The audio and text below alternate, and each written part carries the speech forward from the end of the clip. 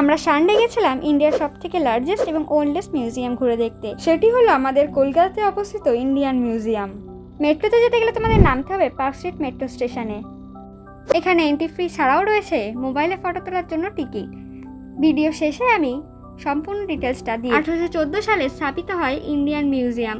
তবে প্রথমে এটি ইন্ডিয়ান মিউজিয়াম নয়, বরং এশিয়াটিক সোসাইটি মিউজিয়াম নামেই পরিচিত ছিল। পরে ধীরে ধীরে এটি ইন্ডিয়ান মিউজিয়াম নামে পরিচিত হয়। এই মিউজিয়ামটি জাদুঘর নামেই বেশি খ্যাত।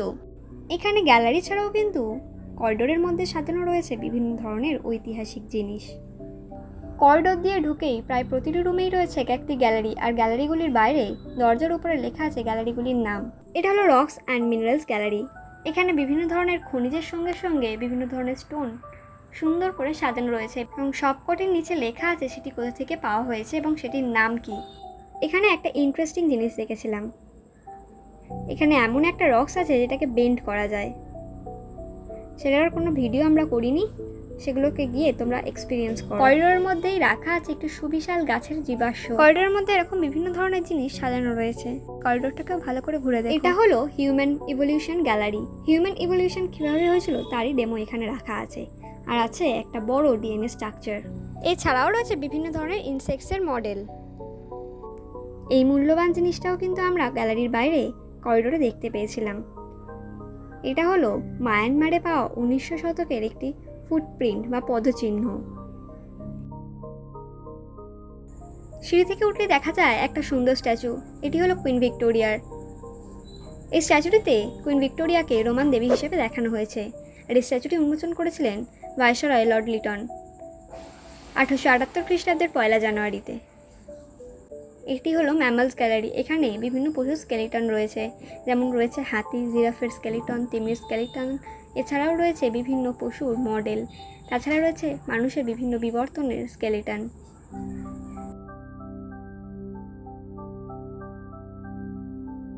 তোমাদের আর একটা জিনিস জানিয়ে রাখি, মিউজিয়ামের ভিতরে কিন্তু কোনো রকম ব্যাকপ্যাক অথবা কোনো রকম খাবার অ্যালাউ নয়।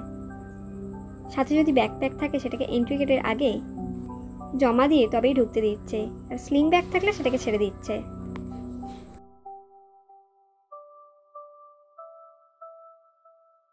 ইন্ডিয়ান মিউজিয়ামের সবথেকে অ্যাট্রাকটিভ জিনিস হলো এই ইজিপ্ট গ্যালারি। এখানে রয়েছে সহস্র বছরেরও বেশি পুরনো একটি মমি। এইটা হলো বোটানিক্যাল গ্যালারি। এখানে বিভিন্ন ধরনের উদ্ভিজ্জ জিনিসের সংরক্ষণ করা হয়, আর এর মধ্যে রয়েছে বিভিন্ন ধরনের উদ্ভিদের বীজ থেকে শুরু করে বিভিন্ন ভেজিটেবল আর ফ্রুটকে প্রিজার্ভ করে রাখা। ব্রিটিশদের সময় কীভাবে নীল চাষ করা হতো আর সেই নীলগুলিকে কীভাবে ফ্যাক্টরিতে নিয়ে যাওয়া হতো তারই একটা ডেমো এখানে সাজানো রয়েছে। এটি হলো ম্যানগ্রোভ ফরেস্টের মডেল, আর যেটি আমাদের সুন্দরবনে দেখতে পাওয়া যায়। এছাড়াও রয়েছে আরও বিভিন্ন ধরনের ফরেস্ট। এটি হলো বুদ্ধার ফুটপ্রিন্ট। এটিকেও আমরা করিডোর মধ্যেই খুঁজে পেয়েছি। প্রথমে এই মিউজিয়ামটি এশিয়াটিক সোসাইটির বিল্ডিংয়ে স্থাপিত হয়েছিল, যা বর্তমানে 1 নম্বর পার্ক স্ট্রিটে অবস্থিত। WL গ্র্যান্ডভিল দ্বারা নকশাকৃত এই নতুন বিল্ডিংটাতে মিউজিয়ামটি স্থানান্তরিত হয় 1878 সালের 1 এপ্রিল। আগের যুগের উচ্চবিত্তদের মধ্যে এইসব জিনিসের বিশেষ চল ছিল। বড় বড় বারান্দা থেকে শুরু করে দরজা, বিভিন্ন শৌখিন কাঠের জিনিসপত্র সাজানোর জন্য রয়েছে সূক্ষ্ম সূক্ষ্ম কাজ করা বিভিন্ন শোপিস, আর রয়েছে এত সুন্দর একটি দুর্গা প্রতিমা, যেটাতেও কিন্তু প্রচুর সূক্ষ্ম সূক্ষ্ম কাজ করা রয়েছে। বিভিন্ন গ্যালারির সঙ্গে সঙ্গে রয়েছে টেক্সটাইল গ্যালারি। এখানে বিভিন্ন ধরনের জামা থেকে শুরু করে বিভিন্ন ধরনের পুরনো দিনের নকশা করা কাপড় সুন্দরভাবে সাজানো রয়েছে। প্রথমেই বলি মিউজিয়াম ওপেনিং টাইম। প্রতিদিন সকাল 10টা থেকে সন্ধ্যে 6টা পর্যন্ত মিউজিয়াম ওপেন থাকে। শুধুমাত্র সোমবারে মিউজিয়ামটি বন্ধ থাকে। এবার বলি এন্ট্রি ফি সম্বন্ধে। অ্যাডাল্টদের জন্য 75 টাকা, চিলড্রেনদের জন্য রয়েছে 20 টাকা, আর যারা 5 বছরের নিচে তাদের জন্য ফ্রি। ফরেনারদের জন্য রয়েছে 500 টাকা। আচ্ছা, মোবাইল ক্যামেরার জন্য রয়েছে 50 টাকা প্লাস জিএসটি, আর ক্যামেরার ফটোগ্রাফি করার জন্য রয়েছে 100 টাকা প্লাস জিএসটি। মিউজিয়ামে যাওয়ার জন্য সবথেকে সুবিধা হলো মেট্রো, আর মেট্রোতে গেলে তোমাদের পার্ক স্ট্রিট মেট্রো স্টেশনে নামতে হবে। 1 নম্বর গেট থেকে বেরিয়ে 1-2 মিনিটের ওয়াকিং ডিস্টেন্স।